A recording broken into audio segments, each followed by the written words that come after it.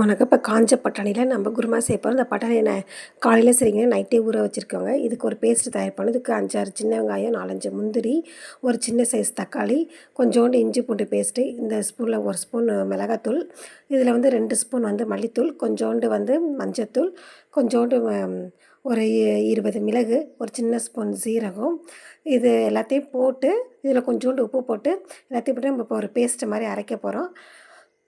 இது எல்லாத்தையும் கலந்துட்டு நல்லா நைஸாக பேஸ்ட் மாதிரி அரைச்சிக்கோங்க. இப்போ வந்து வதக்குறதுக்கு பார்த்திங்கன்னா 2 பெரிய வெங்காயம், ஒரு தக்காளி, ஒரு பச்சை மிளகாய் எல்லாத்தையும் நல்லா பொடியாக கட் பண்ணிவிட்டு வானிலை குக்கரை வச்சு குக்கரில் எண்ணெயை ஊற்றி யூஷுவல் பட்டை, கிராம்பு, ஏலக்காய், கல்பாசிப்பூ இதெல்லாம் போட்டு வதங்கினதுக்கப்புறம் வெங்காயம், தக்காளி, ஒரு பச்சை மிளகாய் போட்டு நல்லா வதக்குன்னு வதக்கிட்டு நம்ம அரைச்சி வச்சுருக்க பேஸ்ட்டை போட்டு நல்லா வதக்கணும். நல்லா வதக்குனதுக்கப்புறம் நம்ம வந்து பட்டாணி ஊற வச்சுருக்கோம் இல்லையா, இப்போ காலைல செய்யுங்கன்னா நைட்டே ஊற வச்சுருக்கணும். அந்த பட்டாணி எடுத்து இதில் நல்லா கழுவிட்டு இதில் போட்டுட்டு அந்த அந்த பட்டாணியில் ஒரு கொஞ்சோண்டு பகுதியை மட்டும் எடுத்துட்டு அதை கொஞ்சம் நல்லா கொரகொரப்பாக அரைச்சிக்கோங்க. கொரகொரப்பாக அரைச்சிட்டு அதையும் நல்லா இது கூட சேர்த்து மிக்ஸ் பண்ணி தேவையான அளவு உப்பு உங்களுக்கு எந்த பதத்துக்கு தேவையோ பார்த்துக்கோங்க.